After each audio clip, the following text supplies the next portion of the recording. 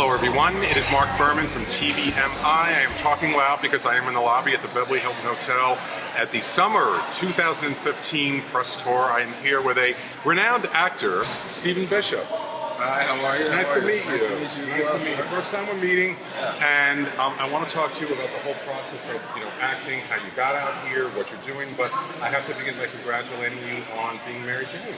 Thank you.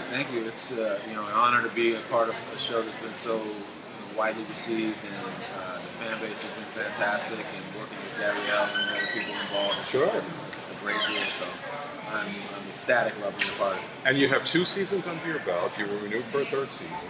And the 2nd season concluded in April, didn't it? I believe so. In Yes, April. it was April. And we'll have, how many episodes will we have next year?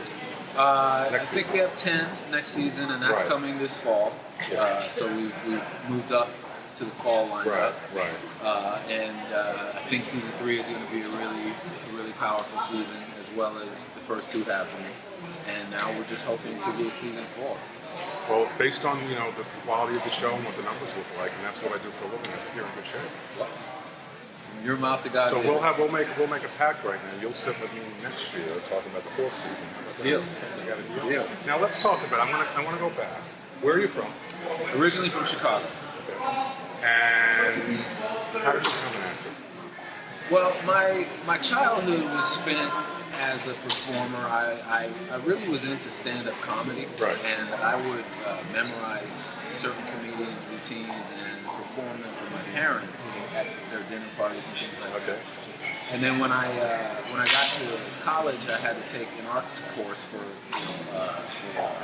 credits, and so I decided to take drama because it was something that I thought I would enjoy.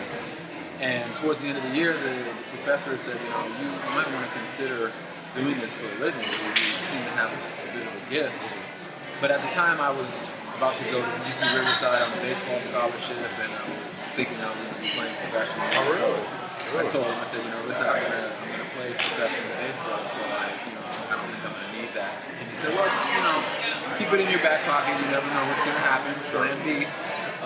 And I did end up playing professional baseball, but I knew in the back of my mind that I always was gonna give this a shot afterwards. I just didn't know how soon that afterwards. Who was your play professional baseball for? I played for Atlanta and Baltimore. Good too. Okay.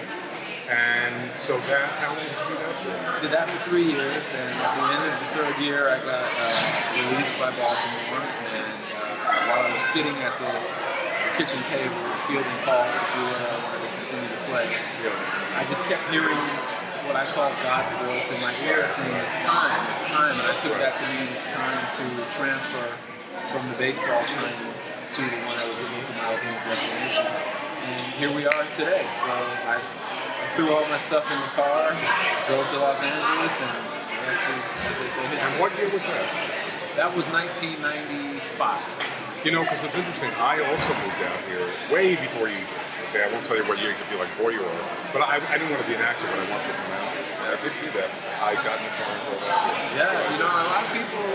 It's taking the risk, throwing yourself out there on a limb. Right. It's a sink or swim, life that we live in. So if you're out there right now and you're thinking about doing something, or you're sitting on the fence, or you're not sure, if you really want to find out if you're capable of doing it, jump into the water and go try to do it, and you'll see whether or not you succeed or fail. And there's nothing wrong with failure. It's not about how many times you fall down. It's about how many times you stand back. It's very good advice. I'm listening to it myself. Because I'll add one thing. You could do it at any age.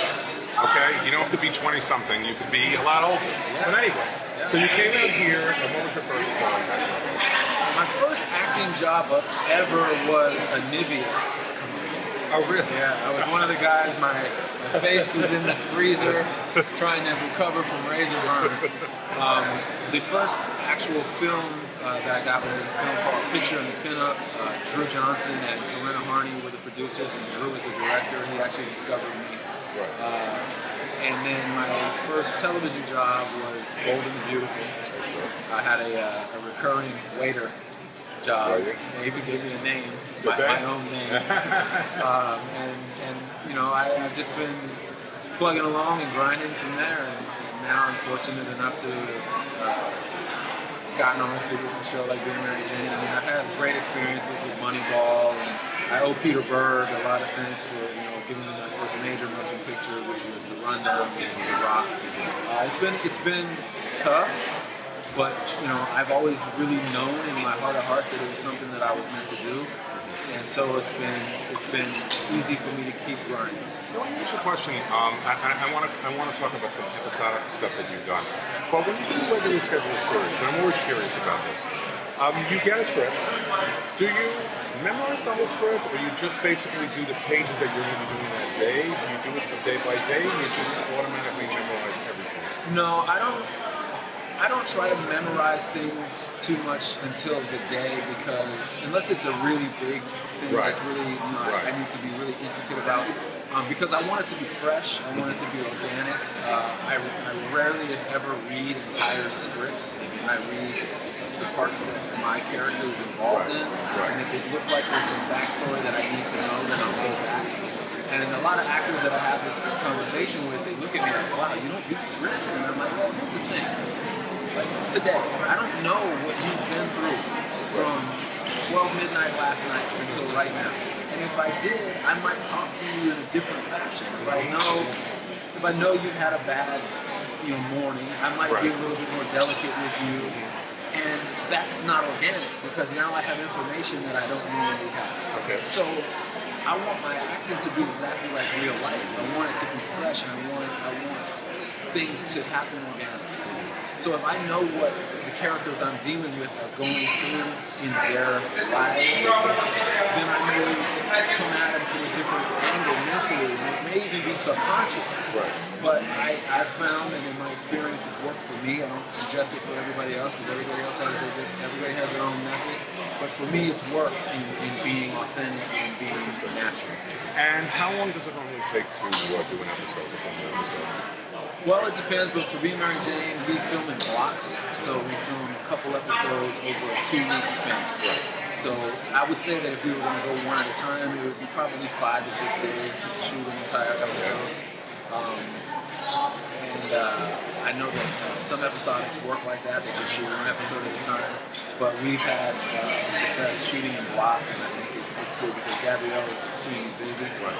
So it gives her the opportunity to shoot it all. Gabrielle Union, right. co-star. Right. She's extremely busy. She's a bona fide movie star as well as a television star. Yeah. So it gives her a chance to film the entire thing in a succinct amount of time and get out to her movie. Right. Now, when you do an episode and an episode airs, do you watch? I do watch. You do watch. Yes. I do. You don't sometimes look and say, "Oh God, is that me?" Because I do that. Yeah.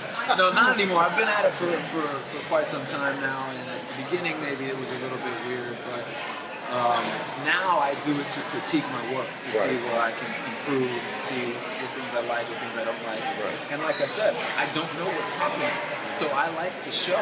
I just watch the show to watch it as a fan. Right. And that's another reason why I don't read the scripts, because I want to enjoy it, and when we live tweet, I want to enjoy it and get the shocks and get the things that the fans are getting at the exact same time. So it's fun for me because I'm often surprised at what's going on just as much as the fans. That's interesting. Now, unfortunately, I'm on a time frame, so this is what I'm going to do. If you don't mind, I'm going to say goodbye, and we're going to stay here and come back to part 2 and pretend it's the next day. Okay. So you're an actor. I change shirts? No, we're going to pretend that we're dirty people. We're not changing clothing. Okay. Well, we are in a drought. Right. So, we can't do laundry on that much out here in California. So I'm going to say goodbye to Stephen Bishop. All right. It was a pleasure being here. It's a pleasure. We're going to come back tomorrow. Wing. See you guys tomorrow. See you guys tomorrow for the press tour. Take care.